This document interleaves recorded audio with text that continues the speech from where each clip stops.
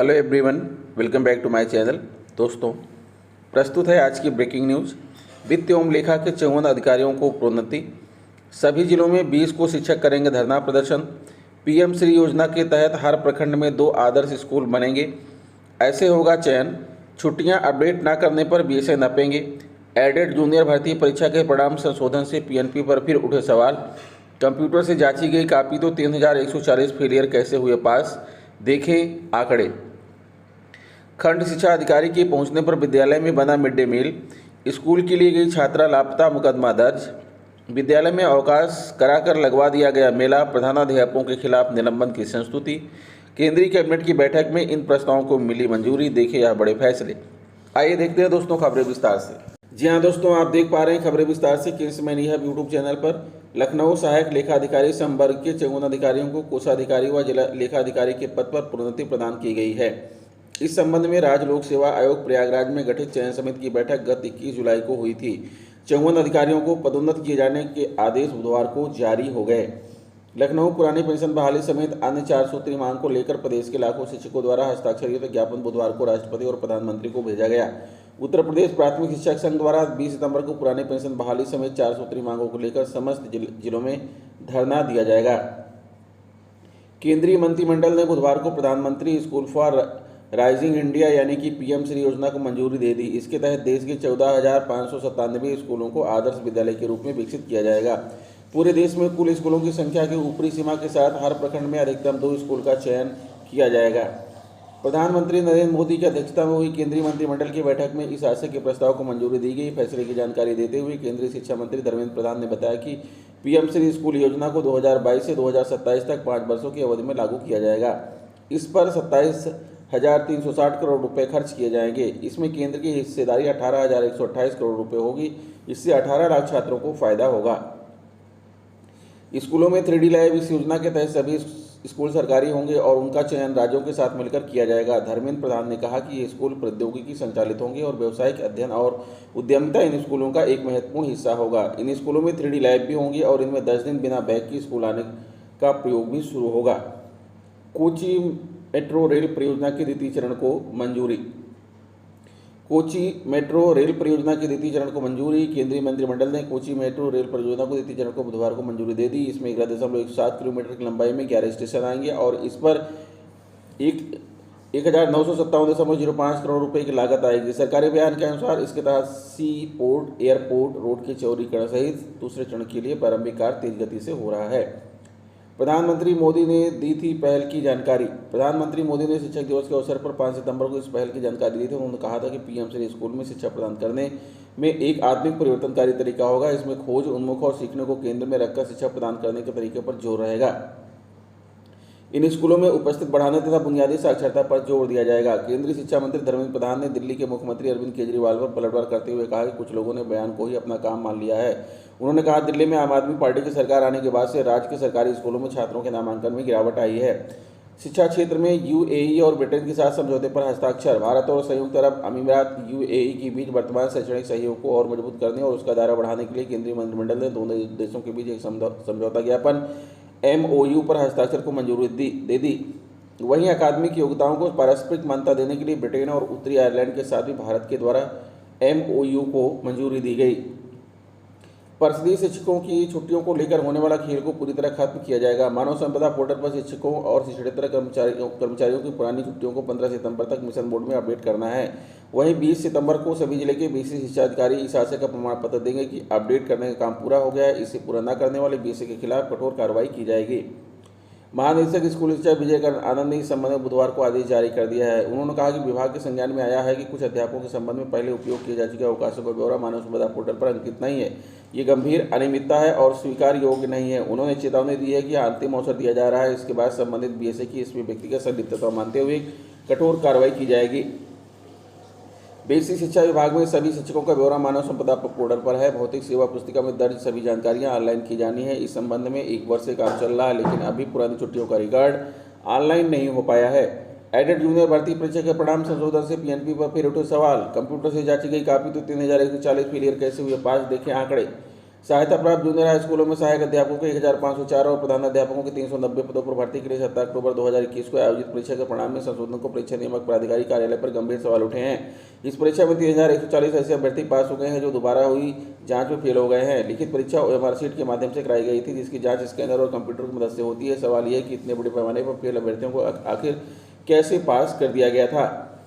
OMR sheet से होने वाले मूल्यांकन में बगैर मानवीय हस्तक्षेप के एक भी फेल अभ्यर्थी का पास होना संभव नहीं है। दोबारा जांच फेल हुए अभ्यर्थियों की ओर से की गई याचिकाओं पर हुई हाईकोर्ट के आदेश पर कराई गई। परिणाम में हुए परिवर्तन में परीक्षा नियामक प्राधिकारी दफ्तर के लोग भी हैरत में हैं। हजारों अभ्यर्थियों के करियर से खेलने के लिए किसी की जिम्मेदारी तय नहीं की गई। यह परीक्षा नियामक प्राधिकारी के पूर्व सचिव संजय कुमार उपाध्याय के समय कराई गई थी। इन्हीं के कार्यकाल में 30 नवंबर को उत्तर प्रदेश शिक्षक पात्रता परीक्षा 2021 का पेपर लीक हुआ था, जिसके कारण परीक्षा निरस्त करनी पड़ी थी। उस मामले में तत्कालीन सचिव संजय कुमार उपाध्याय की गिरफ्तारी हुई थी। इससे पूर्व 68,500 सहायक अध्यापक भर्ती के लिए आयोजित परीक्षा में भी ऐसे अभ्यर्थियों को पास कर दिया गया था जो परीक्षा में शामिल नहीं हुए थे या फेल थे। उस मामले में तत्कालीन सचिव सुत्ता सिंह को निलंबित किया गया था। बाद में परिणाम तैयार करने वाली कंप्यूटर एजेंसी को ब्लैकलिस्ट भी किया गया था। वर्गवार परिणाम सहायक अध्यापक अनारक्षित 8,013, EWS 4,358, OBC 23,868, SC 5,729, ST 98, योग 42,066। वर्गवार परिणाम प्रधानाध्यापक अनारक्षित 261, EWS 229, OBC 918, SC 135, ST 1, योग 1,544। अमान्य विषय सीरीज भरने वालों को किया पास। 15 नवंबर 2021 को घोषित परिणाम में अमान्य विषय सीरीज भरने वाले अभ्यर्थियों को भी पास कर दिया गया था। फेल होने के बावजूद पास किए गए 3,140 अभ्यर्थियों में से अधिकतर ने OMR शीट पर अमान्य विषय या सीरीज भर दी थी। कुछ ऐसे अभ्यर्थी भी थे जिनके प्राप्तांक अनारक्षित वर्ग के अर्हतांक 65% और आरक्षित वर्ग में 60% अंक से कम थे, लेकिन इनके बावजूद उन्हें पास कर दिया गया था। विषयवार परिणाम प्रधानाध्यापक संस्कृत 323, हिंदी 564, अंग्रेजी 232, सामाजिक विज्ञान 323, गणित विज्ञान 102, कुल 1,544। विषयवार परिणाम सहायक अध्यापक संस्कृत 5,941, हिंदी 13,198, अंग्रेजी 4,898, सामाजिक विज्ञान 10,428, गणित विज्ञान 7,601, कुल 42,066, 229 पास को कर दिया था fail. Prayagraj aided junior high school भर्ती में 3,140 फेल अभ्यर्थियों को पास तो किया ही गया। 229 अभ्यर्थी ऐसे भी थे जो पास होने के बावजूद फेल हो गए थे। संशोधित परिणाम में इन्हें पास किया गया। खंड शिक्षा अधिकारी के पहुंचना पर विद्यालय में बना mid day meal. Amaniganj Ayodhya शिक्षा क्षेत्र में अंग्रेजी मीडियम प्राथमिक विद्यालय गोपालपुर भटपुरा में ग्राम प्रधान और प्रधानाध्यापक नवीन कुमार के बीच मिड डे मील और वर्तमान सामग्री को लेकर विवाद थमने का नाम नहीं ले रहा है। मंगलवार को विद्यालय में मिड डे मील न बनने की सूचना पाते ही खंड शिक्षा अधिकारी ने विद्यालय पहुंच गए। खंड शिक्षा अधिकारी के कहने पर प्रधानाध्यापक ने मिड डे मील बनवाया।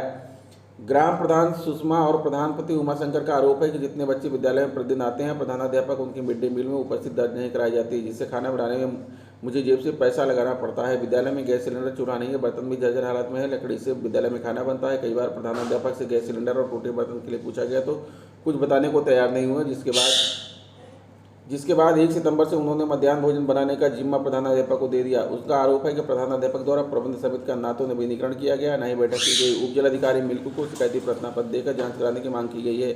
खंड शिक्षा अधिकारी पंकज कुमार ने बताया, ग्राम प्रधान और प्रधानाध्यापक में सामंजस्य नहीं है। मेरे पहुंचने के बाद प्रधानाध्यापक के द्वारा मध्याह्न भोजन बनाया गया, मध्याह्न भोजन बाधित नहीं हुआ है। राजगढ़ मणिहान थाना क्षेत्र के गांव के इंटर की छात्रा घर से स्कूल के विश्वास का निकली जो वापस नहीं आई। विधवा मां ने पुलिस में तहरीर देकर कार्रवाई की मांग की, जिस पर पुलिस अज्ञात के खिलाफ अपहरण का मुकदमा दर्ज कर जांच में जुटी है।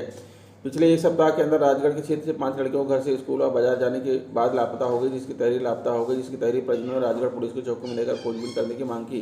पुलिस ने सक्रियता दिखाकर 4 लड़कियों को अलग अलग स्थानों से बरामद कर उनके परिजनों को सौंप दिया। बृहस्पतिवार घर से एक इंटर कॉलेज के लिए निकली इंटर की छात्रा अब तक वापस नहीं आई। लड़की की मां ने बताया कि स्कूल से वापस न आने पर नाते रिश्तेदारों के यहाँ काफी खोजबीन की गई। नहीं मिलने पर पुलिस ने अपहरण का मुकदमा पंजीकृत कर खोजबीन कर वापस लाने का आश्वासन दिया। थानाध्यक्ष शैलेश राय ने बताया कि छात्रा के लापता होने की तहरीर मिली है, अज्ञात पर अपहरण का मुकदमा दर्ज कर खोजबीन की जा रही है। विद्यालयों में अवकाश कराकर लगवा दिया मेला, प्रधानाध्यापकों के खिलाफ निलंबन की संस्तुति। शाहबाद शनिवार को मीरपुर गांव के उच्च प्राथमिक और प्राथमिक विद्यालय में प्रधानाध्यापक ने अवकाश कर विद्यालय में मेले के रूप में दुकानें लगा दी और सांस्कृतिक कार्यक्रम का आयोजन कराया। शिकायत पर BEO पहुंचे तो शिकायत सही मिला। BEO ने प्रधानाध्यापकों के खिलाफ निलंबन की संस्तुति की गई। शाहबाद विकासखंड क्षेत्र के मीरापुर गांव में उच्च प्राथमिक और प्राथमिक विद्यालय आसपास स्थित है। आरोप है कि शनिवार को दोनों विद्यालयों के प्रधानाध्यापकों द्वारा विद्यालय में अवकाश कर दिया गया। इसके बाद विद्यालयों में सांस्कृतिक कार्यक्रम का आयोजन करने के साथ ही दुकानें लगवा दी। इस बीच एक संगठन के कार्यकर्ताओं ने मामले की शिकायत SDM से कर दी और बिना अनुमति इस आयोजन को कराने का आरोप लगाया। इस पर SDM अरुणमणि तिवारी ने खंड शिक्षा अधिकारी BEO PL सिंह को मौके पर पहुंचकर जांच के निर्देश दिए। इस पर BEO मौके पर पहुंच गए और उन्होंने शिकायत को सही पाया। इस पर उन्होंने अध्यापकों को तलब कर लिया। गांव के ही एक पचकी ग्रामीणों का कहना था कि विद्यालय में इस प्रकार मेले का आयोजन नहीं किया गया, बल्कि कई साल से परंपरागत तरीके से ये मेला चलता चला आ रहा है। खंड शिक्षा अधिकारी ने विद्यालयों में लगी दुकानों और चल रहे सांस्कृतिक कार्यक्रम को बंद कराया और पूरी जांच रिपोर्ट बीएसए कल्पना सिंह को भेज दी। बिना अनुमति विद्यालय में मेला लगाया गया था और सांस्कृतिक कार्यक्रम चल रहा था, जो सरासर गलत है। दोनों विद्यालयों के प्रधानाध्यापकों की लापरवाही को देखते हुए जिला बेसिक शिक्षा अधिकारी से दोनों के खिलाफ निलंबन की कार्रवाई करने को संस्तुति करते हुए रिपोर्ट दे दी गई है। पीएल सिंह, खंड शिक्षा अधिकारी, शाहबाद। नई दिल्ली। प्रधानमंत्री नरेंद्र मोदी की अध्यक्षता में बुधवार को केंद्रीय कैबिनेट की बैठक हुई, जिसमें कई अहम फैसले लिए गए। केंद्रीय कैबिनेट ने पीएम गति शक्ति ढांचे को लागू करने के लिए भारतीय रेलवे की भूमिका को लंबे समय तक लीज पर देने की नीति को मंजूरी दे दी है। यह जानकारी केंद्रीय मंत्री अनुराग ठाकुर ने बुधवार को दी। उन्होंने कहा कि 5 साल में 30 कार्गो टर्मिनल विकसित किए जाएंगे। बताते चले कि पहले रेलवे की जमीन को पट्टे पर देने की अवधि 5 साल थी। निवेशकों को इंफ्रास्ट्रक्चर बनाने के लिए पर्याप्त समय देने के लिए अब इसे बढ़ाकर 35 साल कर दिया गया है। पीएम गति शक्ति रेलवे, नागरिक उड्डयन, शिपिंग और सड़क परिवहन सहित 16 मंत्रालयों को एकीकृत योजना और बुनियादी ढांचा कनेक्टिविटी परियोजनाओं के समन्वित कार्यान्वयन के लिए एक साथ लाने के लिए एक डिजिटल प्लेटफॉर्म है। योजना अक्टूबर 2021 में शुरू की गई थी। नीति के लाभ को बताते हुए सरकार ने कहा कि इस कदम से माल ढुलाई में रेलवे की हिस्सेदारी बढ़ाने और उद्योग की लॉजिस्टिक कास्ट को कम करने में मदद मिलेगी। सरकार ने यह भी कहा कि संशोधित भूमि नीति से रेलवे को अधिक राजस्व मिलेगा और इस दिशा में 2 लाख नौकरियां पैदा होंगी। यह नीति अगले 90 दिनों में लागू की जाएगी। वहीं केंद्रीय शिक्षा मंत्री धर्मेंद्र प्रधान ने कहा कि कैबिनेट ने PM school for rising India की स्थापना के लिए एक नई योजना शुरू करने की मंजूरी दी है। इस योजना की घोषणा प्रधानमंत्री नरेंद्र मोदी ने शिक्षक दिवस के अवसर पर की थी। इस पहल के तहत 14,500 से अधिक स्कूलों को अपग्रेड और विकसित किया जाएगा। तो दोस्तों, यह रहा आज का ब्रेकिंग न्यूज। आशा करता हूँ वीडियो आपको अच्छी लगी होगी। अगर वीडियो अच्छी लगी तो प्लीज़ हमारे चैनल को सब्सक्राइब करके बेल आइकन को प्रेस कर दीजिए। मिलेंगे आपसे नेक्स्ट वीडियो में कुछ नई जानकारी लेकर। तब तक के लिए नमस्कार।